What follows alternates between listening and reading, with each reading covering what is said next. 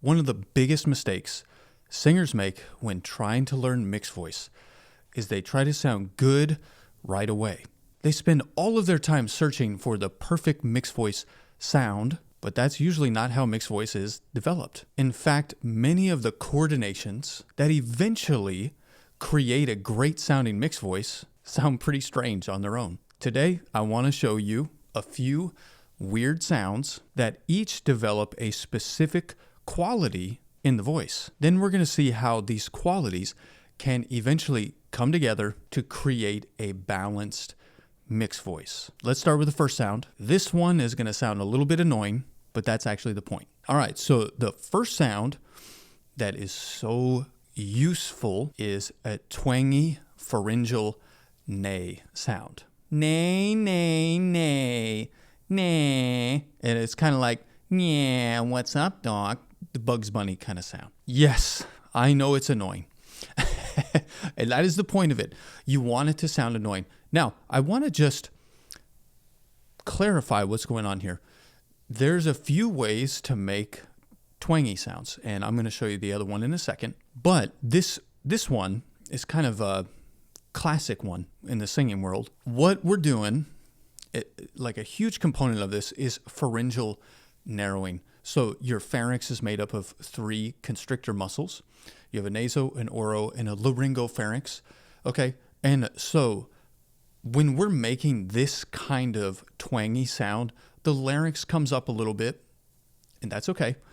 And the pharyngeal constrictors constrict a little bit, and they narrow. And when you do that, you get this really intense ring in the sound. The sound itself sounds bad, for sure, but that's not the point. The point is the cut, the intense ring that you get in the sound. Neigh, neigh, neigh, neigh, neigh, neigh, neigh.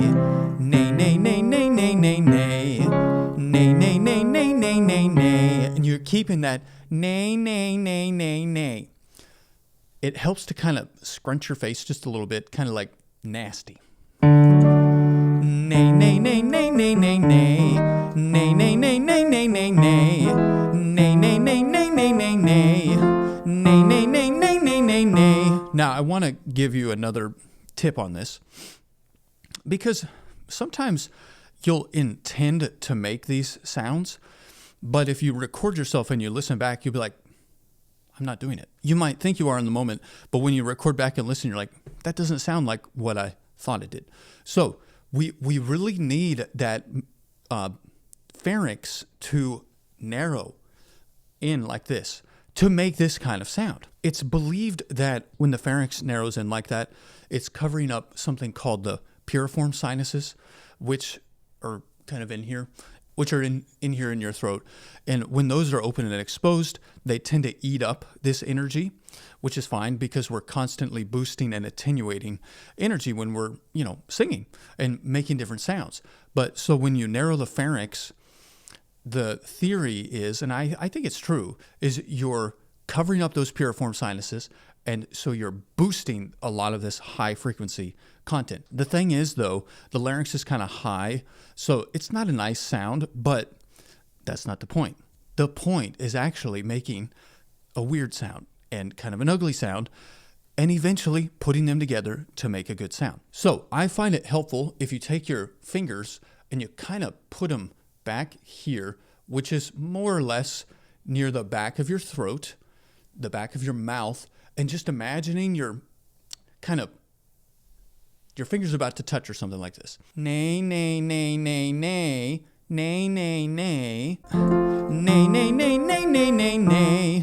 Neigh, neigh, neigh, neigh, neigh, neigh, neigh. Neigh, neigh, neigh, neigh, neigh, neigh, neigh. Neigh, neigh, neigh, neigh, neigh, neigh, neigh. Neigh, neigh, neigh, neigh, neigh, neigh, neigh. Neigh, neigh, neigh, neigh, neigh, neigh, neigh. Neigh, neigh, neigh, neigh, neigh, neigh, neigh. Neigh, neigh, neigh, neigh, neigh, neigh, neigh. Neigh, neigh, neigh, neigh, neigh, neigh, neigh. Neigh, neigh, neigh, neigh, neigh, neigh, neigh. Neigh, neigh, neigh, neigh, neigh, neigh, neigh.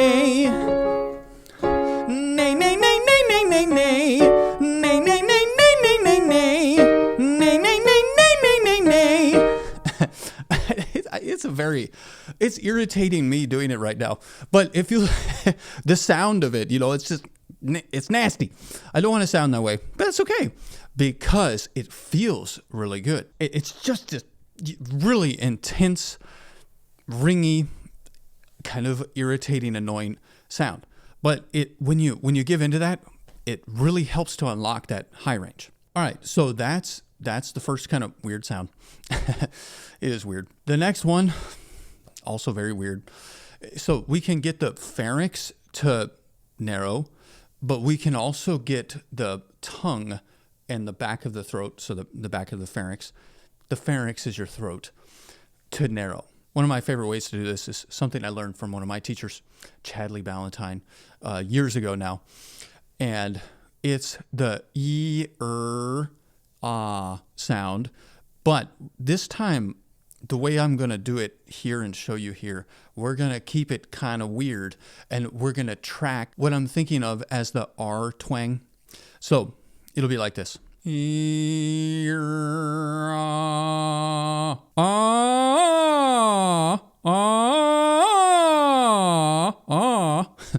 Okay. Yes, I know. That is also very weird. It starts going into like Muppet Land, or like, almost Kermit the Frog kind of sounding. Maybe even a little bit like Yoda, something like this. But it's the tongue is very high in the back, and it's moving toward the back of my throat, and I'm just tracking that.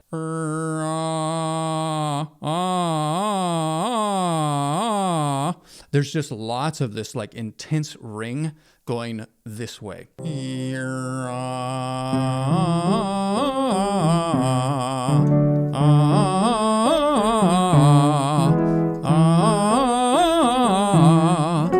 Whoops.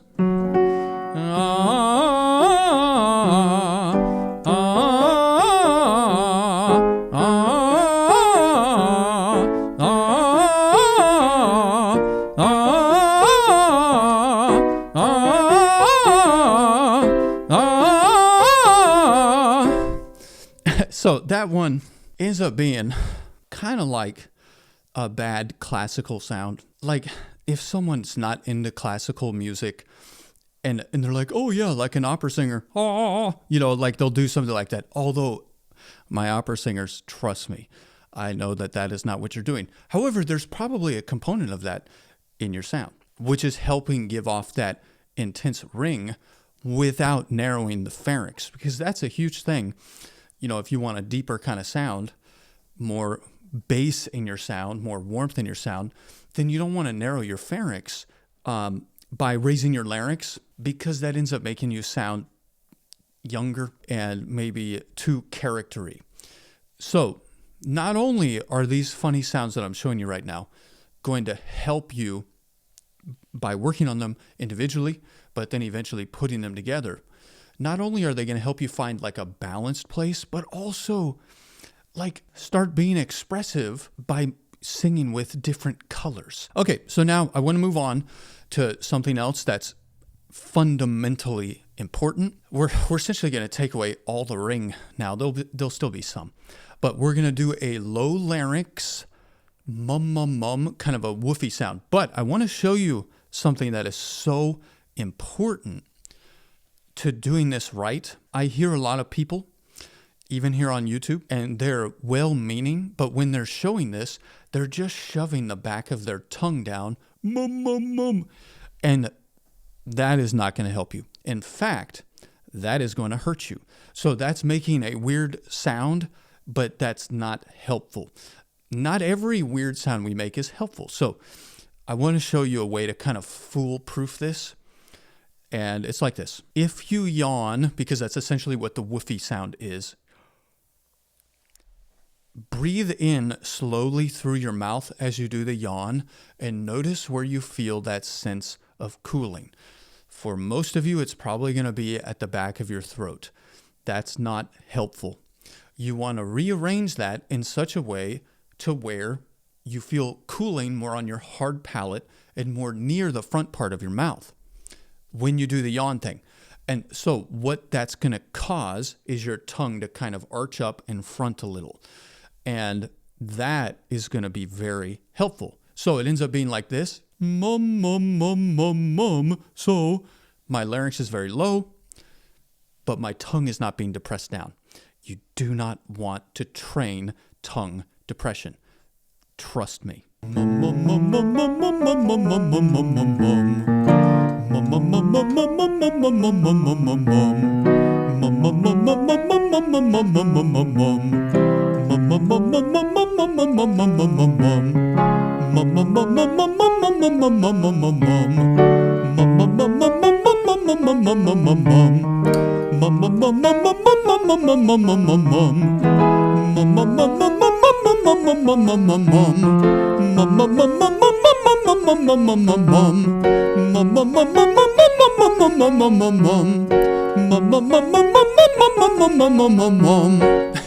It starts getting a little out of control there as you go up, because my larynx, you don't actually want your larynx to be that low when you're singing. But this is the point. We're making weird sounds individually, not normal speech sounds, which is also really helpful for your brain to get you out of thinking too much like speech.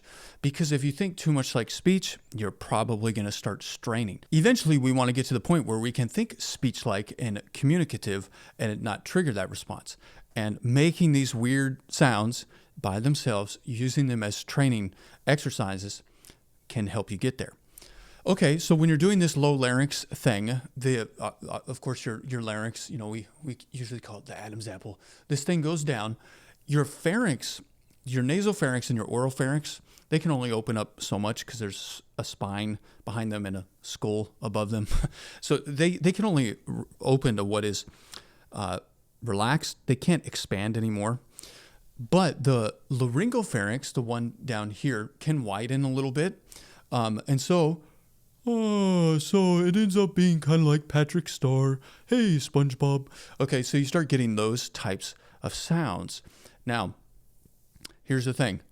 When we do the twangy sounds, there's a lot of bright cut and ring in the sound. When we do the low larynx sounds, it's more warm and pure with a lot of bass in the sound. The balanced sounds are going to have warm bass, but also bright cut, ringing at the same time. So you're not doing one or the other. You're getting both of them to amplify as much as you can or as much as you want. And then, of course, depending on what you're singing, you can tilt the spectrum. And you can use these kind of sounds to help encourage your voice to do that. Now, there's so many different ways you can do this. But one of my favorite sounds for a balanced sound that I oftentimes call the magic mixed voice word is the exercise neigh, neigh, neigh. So we're not going to go neigh, neigh, neigh, neigh, neigh, and we're not going to go neigh, neigh, neigh, neigh, neigh, neigh, neigh, neigh, neigh, neigh.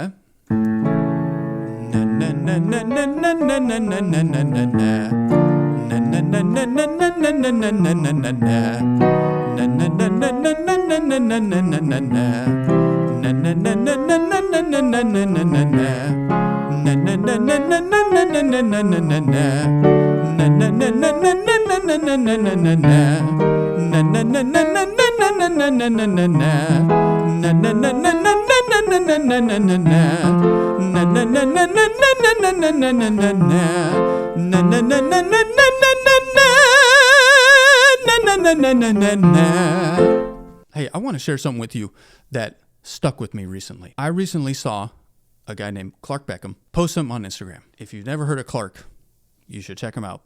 He's a phenomenal singer.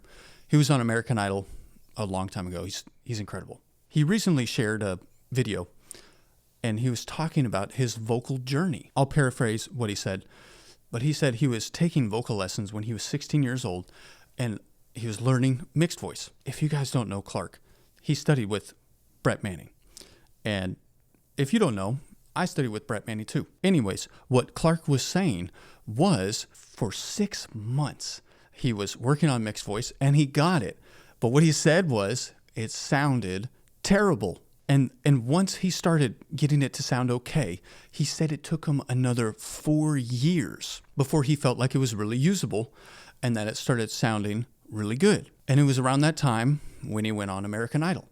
Just go look him up on YouTube. He sounded amazing. But the path there wasn't quick, and it definitely wasn't immediate. There really aren't any shortcuts, but there are smarter paths. And in my experience, one of the fastest ways to improve your voice is working with someone who can actually hear what you're doing and what's going on with your voice and can be able to guide you on the things that you need to do to improve. So if you'd like help applying this kind of stuff to your voice, I'll leave a link down below where you can check out my private coaching. Can I encourage you with something? I would encourage you to not wish this were easier, but to wish that you were better. If you will get better, then everything will get better for you. I'm, of course, quoting one of my favorite people of all time, Mr. Jim Rohn. He would always say, don't wish you were easier, wish you were better.